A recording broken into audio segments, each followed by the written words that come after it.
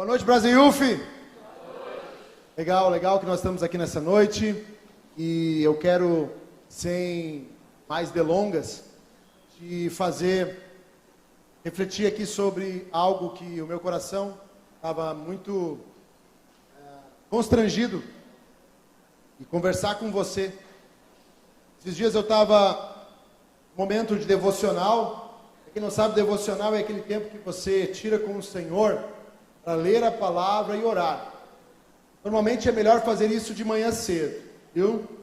Os primeiros minutos. A gente sempre diz, né? Não tenho tempo, né, para orar ou para ler a Bíblia. Que hora você acorda? Às 6 da manhã. Então acorda às 5h30 a partir de amanhã. Dá os teus 30 minutos iniciais ali num devocional. E já começa o teu dia ouvindo a voz do Criador. Amém? E esses dias atrás eu estava fazendo esse momento e eu fui, como eu falei, constrangido por Deus a pensar na vida de jovens que mudaram a história. Sabia que tem jovens que mudaram a história? Existem jovens que mudaram a história que estão na Bíblia. São jovens na Bíblia que claramente Deus usou eles para mudar o curso da história. E rapidamente eu vou te falar sobre 3. Vai ser muito rápido. Eu vou te falar sobre 3. Você pode abrir a tua Bíblia ou ligar ela aí em Gênesis 41, no versículo 37.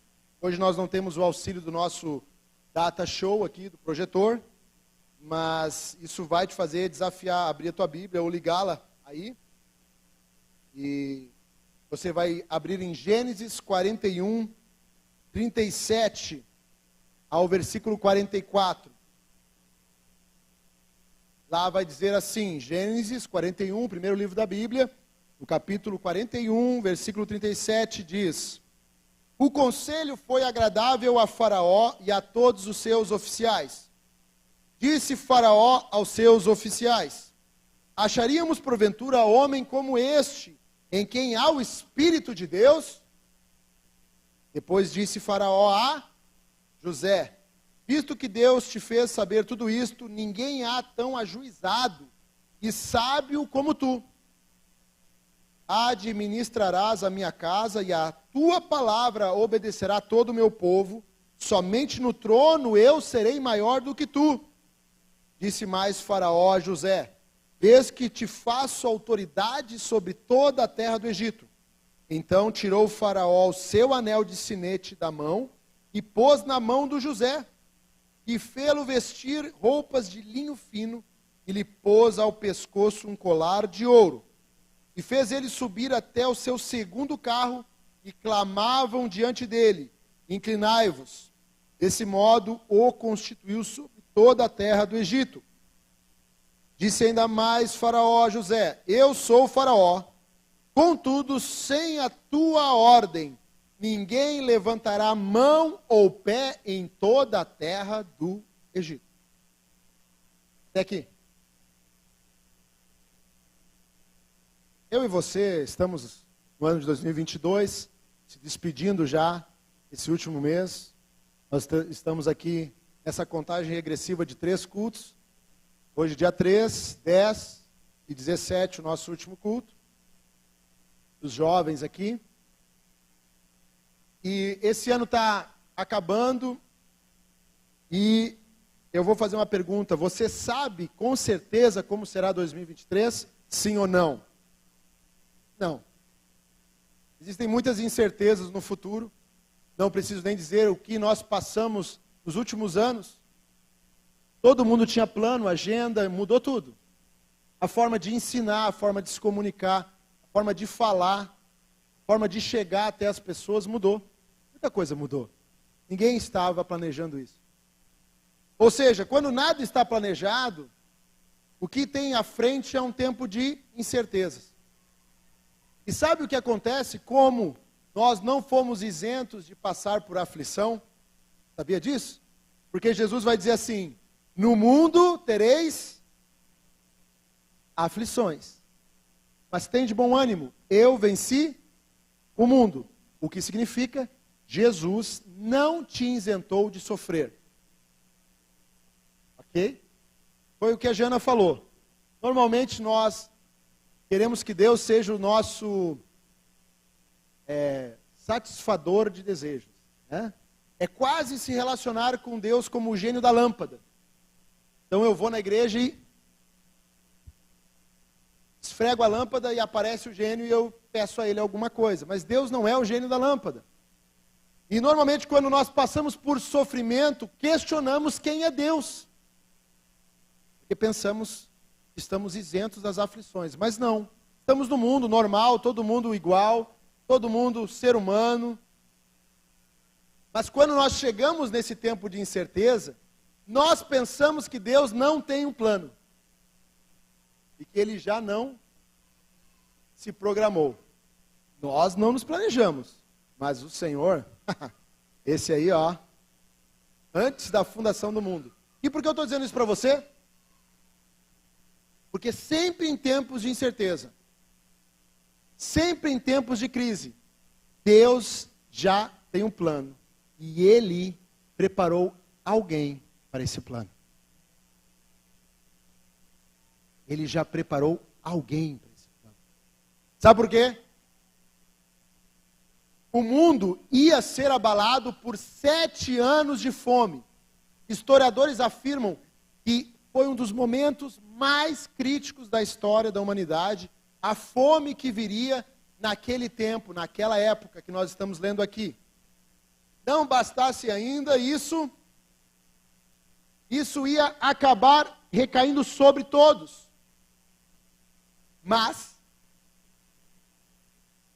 José era perito em interpretar sonhos.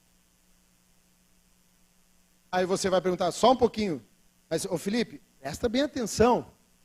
Está vindo fome sobre a terra. O que tem a ver sonhos? Não estou falando do sonho da padaria, né? Um sonho da padaria com aquele mumu no meio, bem gordinho, sabe? Aquele que quando tu aperta, sai para fora. Não é esse sonho. Normalmente é isso que acontece. A gente subestima o que Deus faz. O que interpretar sonhos tem a ver com algo que virá de tão grave, que é uma fome mundial? O que eu, na minha condição, com essa pequena coisinha que eu tenho na minha mão, posso ajudar? José sabia interpretar sonhos. E diante disso, Deus, em vez de dar um sonho para o José, dá um sonho para o faraó, que era a maior autoridade da época no mundo. O Egito era a potência estava em eminência, estava surgindo naquela época. E esse sonho é a razão de José ser chamado até a presença do faraó. Você sabe essa história muito bem, né? Só estou recapitulando para quem não conhece. Mas, por causa desse sonho, esse sonho perturba o faraó. E ele começa a chamar os sábios da época, os magos, os mágicos. Chama todos, vocês têm que me explicar isso. E nenhum deles explica. Mas aí, alguém lembra, e aí você vai ler a palavra para saber quem é que lembra. Alguém lembra do José, que já tinha interpretado sonhos, que tinha acontecido. E chama o José para o faraó. E José interpreta o sonho. Como eu falei antes, Deus não nos isenta da aflição ou do sofrimento, porque na interpretação estava bem claro que era inevitável que viriam 7 anos de fome. Você sabe muito bem disso. 7 vacas gordas, 7 vacas magras. Normalmente, quando a gente pensa que Deus está nos dando uma palavra, a gente pensa, vai ser tanta vaca gorda, que ele vai até se esquecer de mandar a magra. É igual aquele, não, a gente nunca vai passar por isso. Não vai passar. O Senhor está dizendo, eu não estou te isentando de passar. Eu estou te mostrando uma estratégia para tu administrar o caos. Amém? E eu estou falando isso para você, Brasil, porque eu tenho certeza absoluta que esse ministério jovem, tem homens e mulheres que vão administrar o caos dessa terra. Eu acho que aqui nós temos pessoas que foram chamadas para ser cabeça. Pode parecer um pouco clichê, o que a gente ouvia há um tempo atrás, mas você foi chamado para lugares de influência que você não imagina. Mas normalmente quando você chega nesse lugar, você não administra o que é bom, você administra o caos. Mas sabe o que acontece? Você tem nada mais, nada menos ao teu lado e te guiando o Deus que revela todos os mistérios e todo o futuro. Amém? Você está aqui comigo? Ok. Então, José interpreta o sonho e a condição dele é mudada. Sai de prisioneiro para governador do Egito. E nós acabamos de ver o faraó falar: não vai levantar uma mão e nem um pé sem que tu fale e mande. Cara, sabe o que é isso? Não entrava nada e não saía nada dali se José não tivesse assinando embaixo. Só porque ele sabia interpretar sonhos. Mas não era só, né? Você sabe por quê. Não bastasse isso, a partir do sonho interpretado, José estabeleceu uma estratégia. E ele, eu gosto de falar isso, ele criou o primeiro gabinete de crise da história. Você já ouviu falar de gabinete de crise? Ah, aconteceu uma situação, veio uma pandemia. Ah, tem um gabinete de crise que está cuidando desse processo agora. Acontece um deslizamento, acontece uma situação caótica, uma tempestade, um desastre natural, em um gabinete de crise. O primeiro gabinete de crise na história foi criado por José, porque ele estabeleceu uma estratégia através da interpretação que Deus tinha dado para ele através desse dom, e ele cria uma estratégia que tem um grupo que organiza tudo aquilo, e o Egito se transforma no lugar de maior riqueza e prosperidade naquela época, a tal ponto que o Egito só é Egito porque José esteve lá. Como assim? A prosperidade que você vê do Egito, das pirâmides, quando você olha, ó, que grandeza. Se um homem de Deus não tivesse sido levantado lá, nem dinheiro para aquilo eles teriam. Porque o faraó não era dono nem das terras naquela época. Ele se torna dono de todo o Egito a partir da administração de José. Sabia disso? Bom, mas José, eu já preguei aqui no começo do ano, sobre o PPP de Deus, vocês se lembram? PPP de Deus. Se você não se lembra, vá lá no nosso canal no YouTube, Almerchan, youtube.com/Brasiuf. Vá lá no começo do ano, tem essa ministração lá no nosso canal.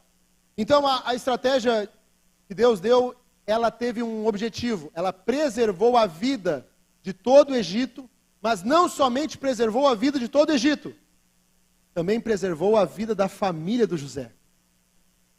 Sabe por quê? Porque através da família do José viria a salvação do mundo. Agora, o segundo jovem foi o que me despertou a falar com você aqui nessa noite. Você pode abrir em Daniel 2, o livro de Daniel. Também é chamado profeta Daniel, porque ele era de fato um profeta. Daniel capítulo 2, no versículo 48. Nós vamos ler só o final um pouco dessa história. Daniel 2, 48 e 49. Vai dizer assim: então o rei engrandeceu a Daniel e lhe deu muitos e grandes presentes. E o pôs por governador, olha só, outro governador, de toda a província da Babilônia, como também o fez chefe supremo de todos os sábios da Babilônia. A pedido de Daniel, constituiu o rei a Sadraque, Mesaque e Abidnego sobre os negócios da província da Babilônia. Daniel, porém, permaneceu na corte do rei. Só até aqui. Então nós vimos que José se transformou em governador. E agora vemos um outro jovem na história se transformando em governador. Olha que curioso. No primeiro, era no Egito, a grande potência da época. Agora, nesse segundo, é na Babilônia. Você conhece o termo Babilônia também? É? Às vezes, quando o cara vê que está uma bagunça, eu já vi os caras falar, mas lá está uma Babilônia, que eu vou dizer. A bagunça. Mas no caso específico, a Babilônia não era tanta bagunça assim. Aqui, Daniel, ele não era qualquer jovem também. Sempre que eu falei, quando Deus tem um plano, ele já preparou alguém para isso. Daniel era um jovem nobre, ele era um jovem instruído, ele era um jovem muito sábio.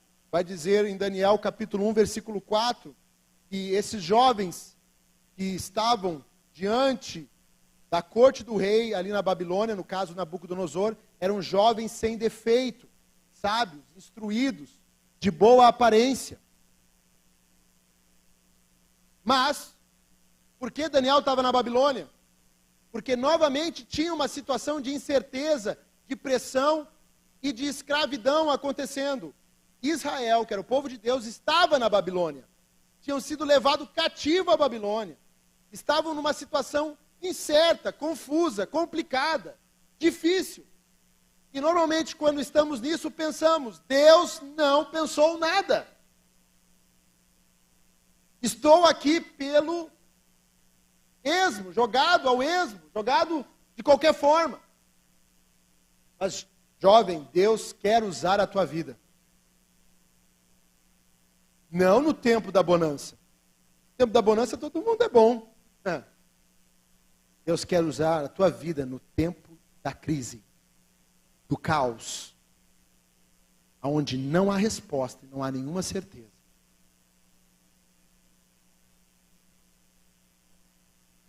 Israel estava no cativeiro, sob o domínio do Império Babilônico, o mais poderoso do mundo na época, de novo, né? Egito era poderoso, a Babilônia era poderosa.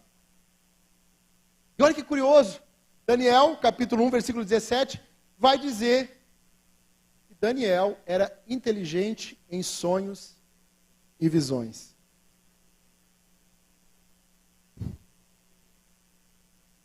Pegadinha de Deus isso. Uma pegadinha, né? Porque o José também sabia interpretar sonhos e visões. Agora o Daniel também sabia interpretar sonhos e visões. E normalmente quando a gente tem coisas como essa, a gente pensa, o que eu vou fazer com isso? E como é que isso vai gerar influência? E como é que isso vai gerar uma mudança de cenário? Diferente da vez do José no Egito, ele ia administrar o caos que viria em relação à fome. Daniel, através desse dom que Deus deu a ele, de interpretar sonhos e visões, exerceria influência direta sobre o rei, a partir de algo que só Deus podia fazer. Eu vou te parafrasear aqui, para te mostrar. Imagina você ter um sonho, te perturba muito. Esse sonho, você já teve isso, talvez um pesadelo, né? Não vou pedir para levantar a mão, porque todo mundo teve um pesadelo em algum momento. Normalmente aquele pesadelo que tu toma, né? Que às vezes tu acorda assim, e acorda ofegante. Normalmente no pesadelo tu morre nessa hora, né? Acontece alguma coisa, tu cai de um penhasco, alguém te dá uma facada nas costas, e tu... Em nome de Jesus, sai para lá, Satanás. Vai embora. Nabucodonosor acordou perturbado. E sabe o que é o pior? Ele chamou um monte de gente, que não era qualquer gente, mas era de novo os mágicos, os sábios, os magos. Chamou para conversa. Interprete o sonho. E aí eles disseram, então conta o sonho. Aí o Nabucodonosor, eu não vou contar o sonho. Descubram o sonho. Descobrir o sonho e se não descobrir, eu mato vocês. Está na Bíblia, meu irmão. Daniel, capítulo 1 e capítulo 2. Gente, presta só um pouquinho. Como é que eu vou interpretar um sonho que eu nem ouvi? José ouviu o sonho. E Deus, essa é a interpretação. Agora Daniel foi esticado um pouco mais, além do que José. Não, eu não vou contar o sonho. Descubram o sonho. No entanto, nesse primeiro momento, Daniel não estava ali. No entanto, ele é chamado. Porque, de novo, alguém lembra do Daniel. Como alguém lembra do José. Cara, sempre vai ter alguém que lembra de ti. Naquilo que Deus quer te usar, não se preocupa. Na hora certa, alguém lembra do teu nome. Sempre tem alguém que abre a porta. E se não abrir a porta, Deus abre a janela. Tu entra de peixinho dentro. Lembram do Daniel e ele é levado até a presença, no caso ali de Nabucodonosor. E o que acontece? A mesma situação. Daniel pede tempo. Não, só um tempo. Eu vou buscar ao Senhor. E se é a vontade dele, ele me revela o sonho. Cara, só um pouquinho. Se tu erra o sonho, tu morre. Sem contar do que acontece antes, né? Ele decide, junto com seus amigos, não comer das iguarias do rei Nabucodonosor e decide só comer alface, legumes e frutas. Primeiro, não sei aí, primeira dieta low carb da história. Você já descobriu que tem o primeiro gabinete de crise, o low carb também você já descobriu aí, que foi o Daniel que inventou. Você está vendo quanta coisa tem na Bíblia e você não sabe? Bom, diante disso, o Daniel busca ao Senhor, e o versículo 19 do capítulo 2 vai dizer que o mistério foi revelado numa visão de noite. E Daniel bendiz o Deus do céu. E ele até louva com aquela parte que nós conhecemos muito.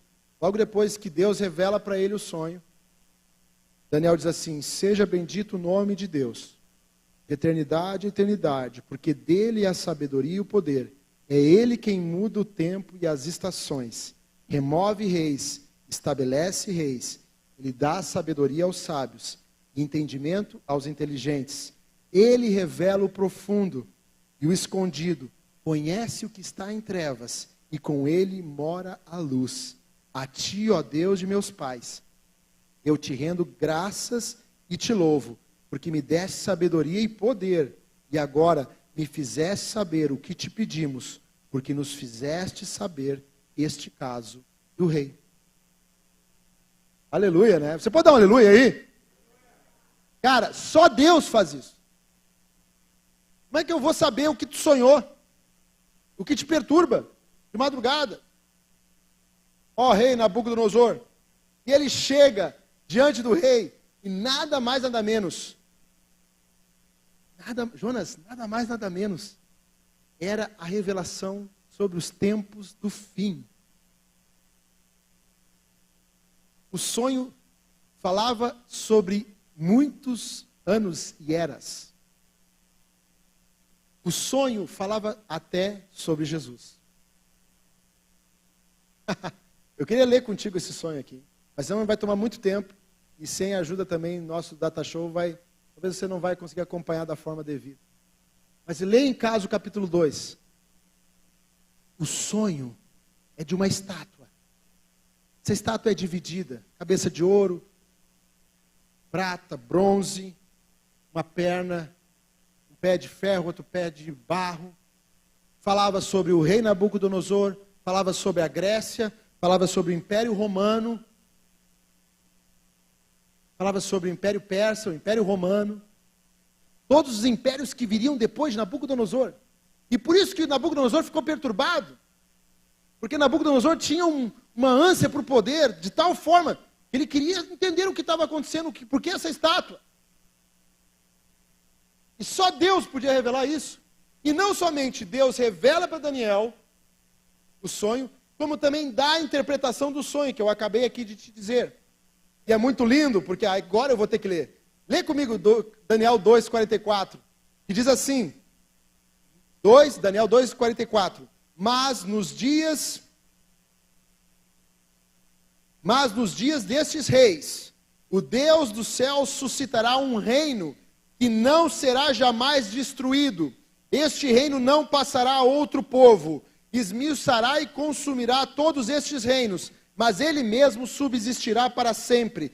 Como viste que do monte foi cortada uma pedra, sem auxílio de mãos, ela esmiuçou o ferro, o bronze, o barro, a prata e o ouro. O grande Deus fez saber ao rei o que há de ser futuramente. Certo é o sonho e fiel a sua interpretação.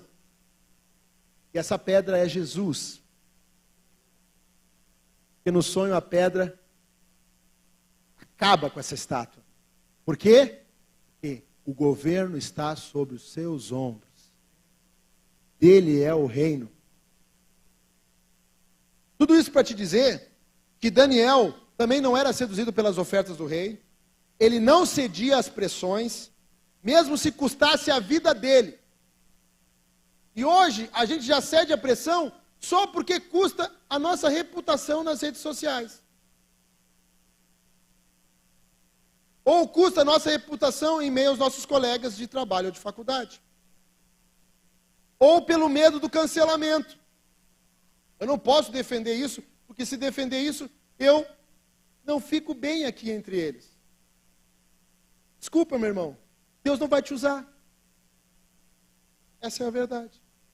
Até você ter fé e convicção de que o Evangelho é o poder de Deus para todo aquele que crê. E que você não deve se envergonhar do Evangelho. Porque Deus está chamando jovens que não têm medo da morte, que não têm medo do cancelamento, que não têm medo de até serem mal vistos por causa da sua fé. Amém? Daniel não tinha medo. E não acabou por aí. Capítulo 3. A estátua que Nabucodonosor viu, ele quis fazer uma para ele próprio. Por causa disso, Mesaque, Sadraque e Abidnego não se dobram. Porque eles eram amigos do Daniel, né? Eles tinham uma boa influência. Não vou me dobrar. Ah, é? Não vai te dobrar? Não. Joga lá na fornalha, 7 vezes mais. O que acontece? Há um outro na fornalha, andando junto a mim.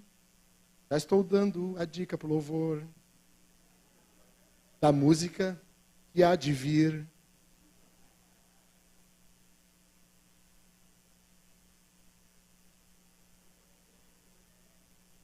Acontece isso no culto, viu, irmãos? Às vezes a gente, louvor está ali, e o pastor fala uma palavra e tu, essa música, tem que lembrar, como é que é essa música? Como é essa música? O louvor aqui dentro do grupo, como é que é essa versão? Como é que é? Sim ou não? Sim. Bom, tirando a nossa comédia da vida privada aqui, acontece que eles são salvos dentro da fornalha.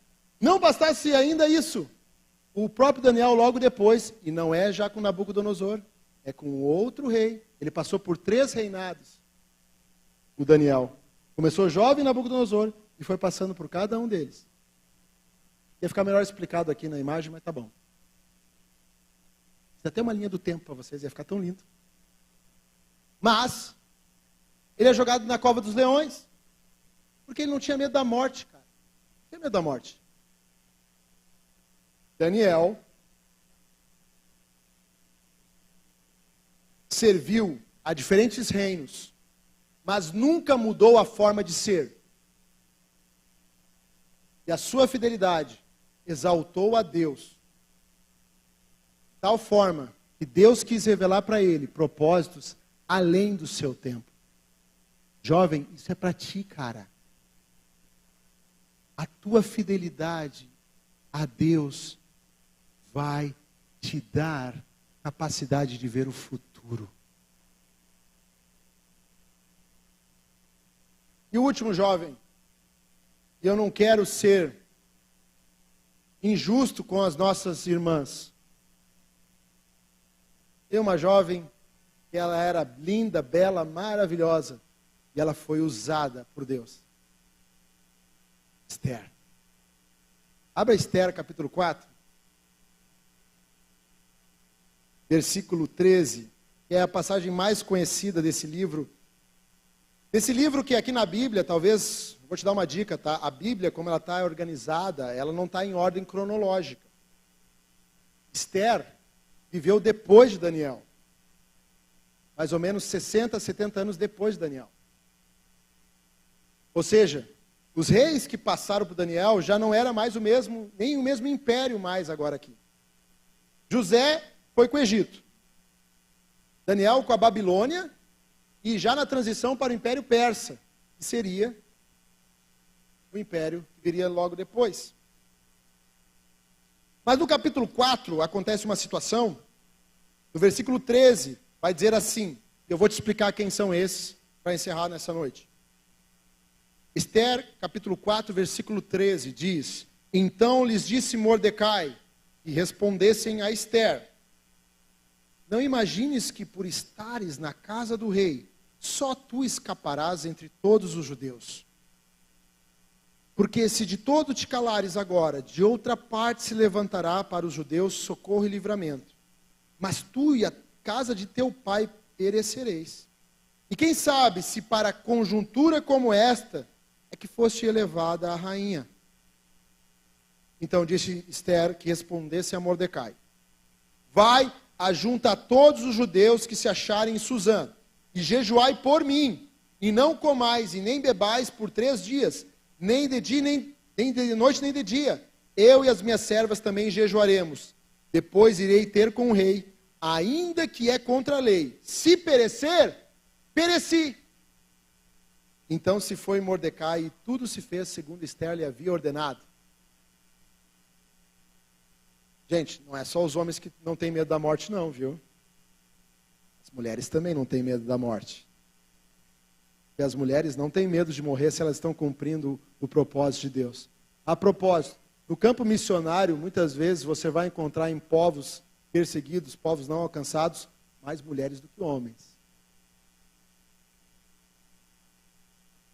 Eu estou dizendo tudo isso, que o povo de Israel, nesse exato momento, estava a ponto de ser aniquilado, cara. Ele ia acabar. E a história é longa, e eu quero resumir.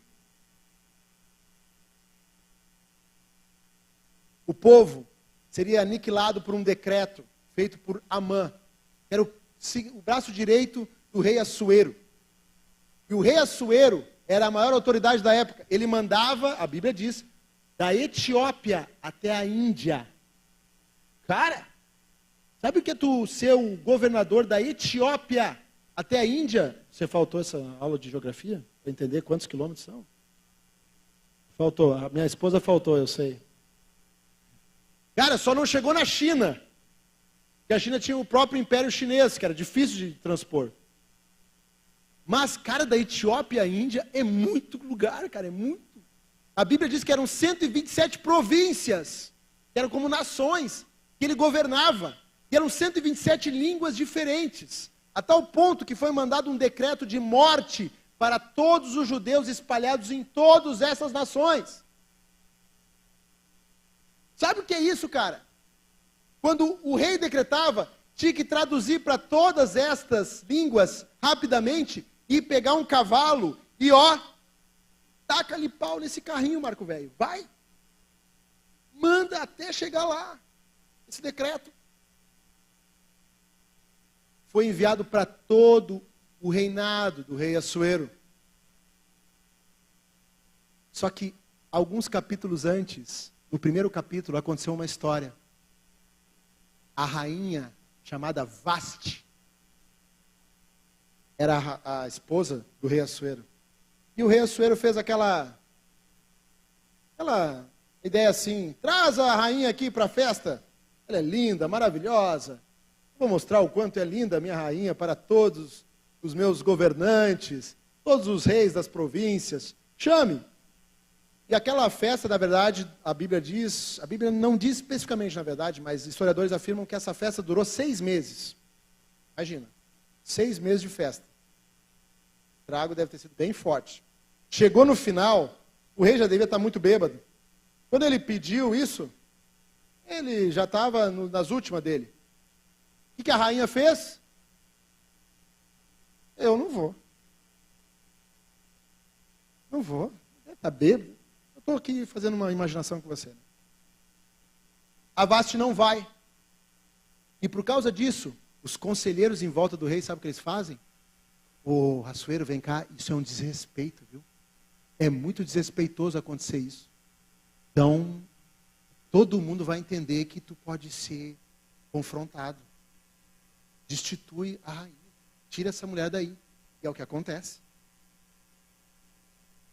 E aí é chamado, é feito como se fosse um chamamento mesmo, para as mulheres, as moças virgens mais belas do reinado.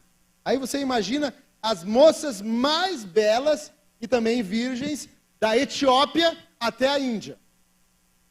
O rei Assuero tinha um leque muito grande de opções para quem ele escolhesse como rainha do reinado dele. Primeiro concurso de Miss. Obrigado, Flávio. É verdade. Então você já viu, primeiro gabinete de crise, a primeira dieta low carb e o primeiro concurso de Miss Universo do planeta na história está no livro de Esther. Diante disso, sabe o que acontece? Esther é escolhida como a rainha. E a Bíblia diz que ela era muito bela. Não, ela não era bela, ela era linda. Com todo respeito às nossas irmãs aqui. Até através da tua beleza, Deus quer abrir portas para influenciar no propósito que Deus tem na tua vida. E muitas vezes as mulheres não entendem isso. Porque nós temos uma cultura tão sensualizada no Brasil, que parece que mulher bonita no Brasil só serve para a promiscuidade sexual. Mas a Bíblia mostra claramente que a beleza de Esther mudou a história. Porque ela foi escolhida como rainha por ser bela. Só que ela não revelou que ela era judia. Eu já estou encerrando aqui. Ela não revelou que ela era do povo judeu. E o povo judeu estava espalhado nas nações. E ela tinha um parente que tinha criado ela, chamado Mordecai. E o Mordecai criou ela porque Esther era órfã de pai e mãe. Os pais tinham morrido e Mordecai assumiu ela como filha e criou ela. Tanto que é Mordecai que coloca ela diante desse concurso de Miss Universo aí.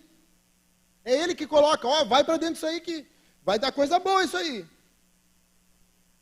E acontece que Mordecai também trabalhava para o rei. E esse Amã, que era o braço direito, queria que todos que passassem por ele se prostrassem. Não parece meio igual as coisas, né? Mordecai decide não se prostrar. Igual Ananias, Azarias e Misael, Mesaque, Sadraque e Abednego. Os mesmos, né? Eu misturei Mesaque, Isaac, misturei Gênesis, misturei tudo. E ele decide não se prostrar. Guilherme, ele decide não se prostrar. E por causa simplesmente disso, porque homens maliciosos e com fome de poder não gostam quando são contrariados. São vaidosos. Homem vaidoso é triste, viu, meu? É triste. Homem vaidoso é coisa triste. Não é vaidoso de cuidar, né, do cabelo, né, por favor. É vaidoso no coração, sabe? Vaidoso, não gosta de ser contrariado, questionado e gosta de ser adorado. Olha, minha irmã, nesse caso, melhor estar só do que mal acompanhado. Amém? As irmãs não dizem amém porque elas estão esperando o varão de guerra. Glória a Deus, aleluia. Mas tá bom. E ele não se prostra, o Mordecai. E aí o Amã manda o decreto, ó, tem que matar todo esse povo aí. Quem é o povo? Quem é o povo do Mordecai? Ah, é judeu, mata todo mundo. É a mesma situação que aconteceu com o povo judeu na Segunda Guerra Mundial, meu irmão. Era o mesmo desastre do Holocausto acontecendo. A propósito, se isso acontecesse, nem Holocausto teria. Se isso acontecesse, o que eu estou falando para você, se esse decreto acontecesse de verdade, não teria salvação. Não teria o povo de Israel. Porque aquele povo, desde José, estava sendo preservado a vida dele, para que chegasse Jesus. E por um detalhe as coisas não aconteceram. No entanto, como nós lemos aqui, chega uma hora que o Mordecai, ele desafia Esther. É um desafio mesmo, sabia? É bom a gente ter gente do nosso lado que nos desafia. Inclusive a gente se posicionar. Tem momentos que a gente está tão confortável.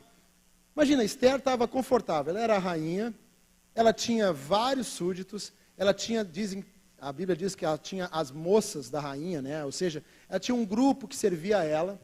E aí o decreto sai e por um momento parece que ela não entende o que está acontecendo. Às vezes a gente está tão confortável, está tão bom esse meu streaming aqui, está tão bom essa minha vida, está tão bom esse meu iPhone, o último X, está tão bom esse, entendeu? Está tão bom esse Uber que eu pago um dia sim, um dia não, está tão bom, está tão legal isso. Por que eu vou me indispor? Por que eu vou ir para um lugar de confronto? Mas eu oro em nome de Jesus, que quando você estiver muito confortável na tua vida, apareça um cara que nem Mordecai e diga, acorda, crente, e vê o que está acontecendo de verdade. Desperta, que tem um decreto de morte, correndo todas as províncias e tu não entendeu. E aí ele acorda, ele chacoalha ela, e é o que ele diz aqui, ele diz assim, ó, não imagina, é o versículo 13, não imagina porque tu está na casa do rei, que tu vai se escapar. Porque a moral é, quando descobrirem que tu é judia, vai morrer. E aí ele joga, ele provoca ela. E eu gosto disso. Precisamos de homens e mulheres que deixam, como dizia meu pai, a pulga atrás da orelha. Ele vai dizer assim, será que não é para um tempo como este que tu fosse chamada a ser rainha? Fosse escolhida para ser rainha? Ei, Esther, acorda, Esther. Esther, desperta. Olha o que está acontecendo. Mas melhor ainda, é que Esther podia fazer assim, ó. Não, está tudo bem. Está tudo legal. Eu tenho uma cama king size. Eu tenho um ar-condicionado 12.000 BTUs. Eu tenho uma TV 52 polegadas na frente da minha cama. Estou de boa. Está tudo legal. Estou confortável. Por quê? Eu vou me dispor. Ela não faz isso. Como nós lemos, ela diz no versículo 16, vai e ajunta todos os judeus que se acham em Suzã, que era a capital, e jejuem por mim. E não comais nem bebais por 3 dias, nem de dia nem de noite. Eu e as minhas servas também jejuaremos. Ela pegou e colocou também todo mundo no compromisso. Não só eu, vai todo mundo estar comigo. Eu gosto desses caras que gostam de jejum, sabe? O cara que faz jejum, ele não coloca jejum sozinho, ele. Ele pega assim e coloca outro no jejum. Tu vai jejuar junto comigo? Não vai? Então tá crente hoje, hein? Não tá crente, não. Tu vai ter que jejuar junto. A Esther pegou e disse, ó, eu vou jejuar, mas as minhas servas vão jejuar junto.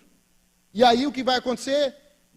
Novamente vai dizer, irei ter com o rei. E mesmo contra a lei, se eu perecer, pereci. Se eu morrer, morri. E por compreender essa razão de ser e de estar na posição que estava, Esther entendeu a posição que ela estava.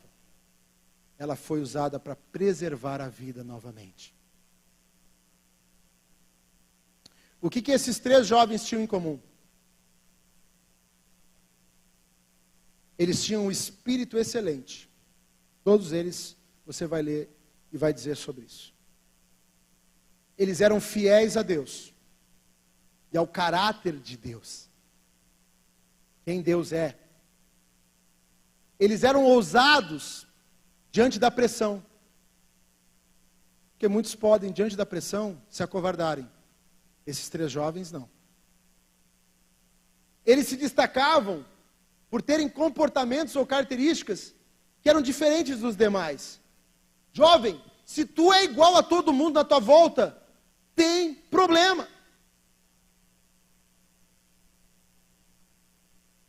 Cara, 2 semanas atrás eu falei da conversão da professora Tereza. Você lembra quem estava aqui? Lembro. Mas eu também não contei. E dentro da sala de aula, eu era o crente, aleluia. Eu era o cara tipo assim, ele é o diferentão. Todo mundo beija, ele não. Todo mundo namora, ele não. Esse cara é estranho. Eu era o estranho da tua turma. Na adolescência, na tua adolescência. Sabe, cara, se tu ser igual a todo mundo que está no teu trabalho, na faculdade, se não verem em você diferença em relação ao que está do teu lado, você precisa atualizar esse teu comportamento. Se lá no teu trabalho, lá no quartel, lá na escola, lá na faculdade. Porque esses jovens aqui se destacaram por serem, de fato, a imagem de Deus e cumprirem o propósito do Senhor. E as últimas 3, eles conquistaram influência não na mão deles.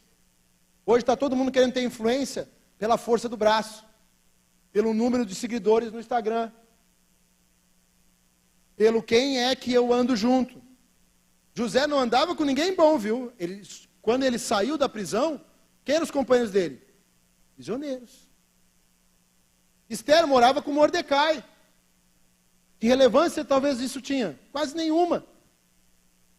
Daniel, talvez o Daniel era um pouquinho mais, de uma galera um pouquinho mais nobre. Mas diante daqueles que estavam na volta dele, ele não era nada. Mas a influência que eles conquistaram foi Deus que deu. Eu oro para que a influência que você vai exercer nessa sociedade não venha nem na força do teu braço e nem através de quantas curtidas você ganha no Instagram ou no Facebook ou em qualquer outra rede social. Venha através do favor de Deus sobre a tua vida, de tal forma que as pessoas vão dizer: só Deus pode ter feito isso, só Deus pode revelar isso, só Deus pode levantar ele como levantou ela e ele, só Deus pode mover a mão como moveu na vida desse jovem.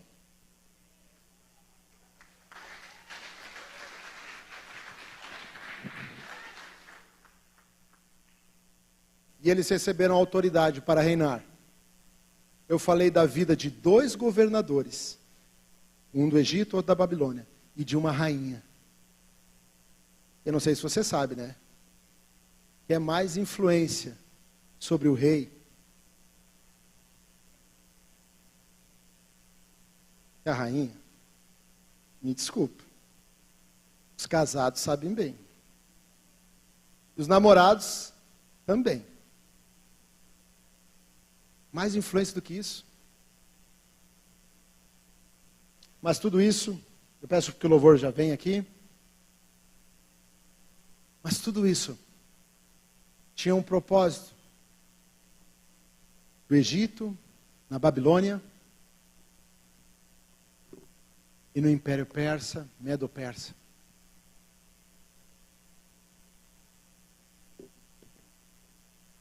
Preservar a vida.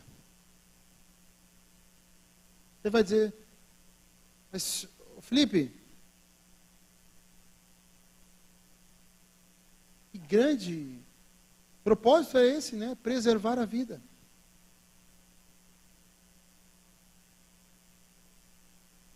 Será que nós, como jovens aqui, temos colocado como um objetivo nosso de vida ser preservadores da vida de Deus na vida dos outros? Ou será que quando viemos para cá, estamos como, de novo, vou citar aqui, como a Jana falou: Senhor, o Senhor não satisfez o meu desejo. Será que muitas vezes não tem a ver só em relação a nós, a nós, a nós, a nós, a nós?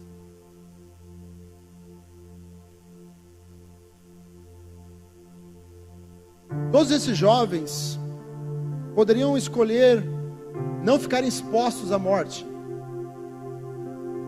Eles poderiam preferir ser iguais aos seus contemporâneos. Eles poderiam também escolher permanecer no conforto que eles estavam. Alguns deles, no caso Daniel, Esther. José estava de fato numa situação difícil. Eles poderiam ter se eximido dessa tarefa. Eles poderiam ter dito não. Não quero. Todos eles eram jovens. José tinha 30 anos. Um jovem adulto. Daniel, se diz que ele devia ter 25 a 26 anos, talvez ali. Esther também, por essa idade.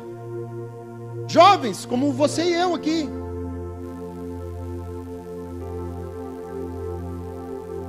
E Deus já usando para mudar a história. Deus usando para mudar o curso da história. Simplesmente para preservar a vida.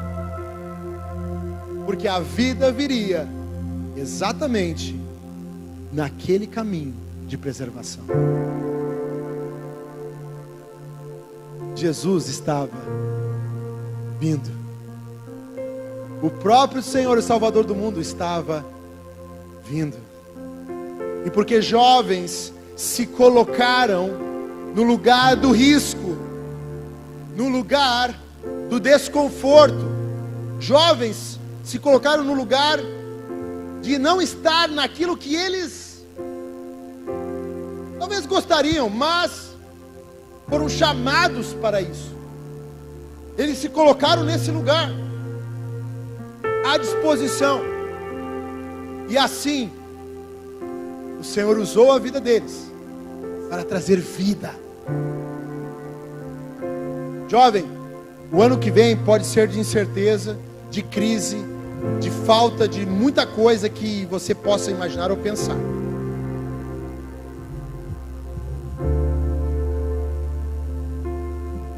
Será que não é para um tempo como este que você está aqui? Se não for você que se levantar, Deus chama outro. Como Mordecai diz para Esther: socorro e livramento virão de outro lugar. Mas o que mais me constrange no meu coração aqui nessa noite, nesse temporada de encerramento de ano nosso, é saber que nós podemos participar da realização deste propósito eterno. Hoje e agora.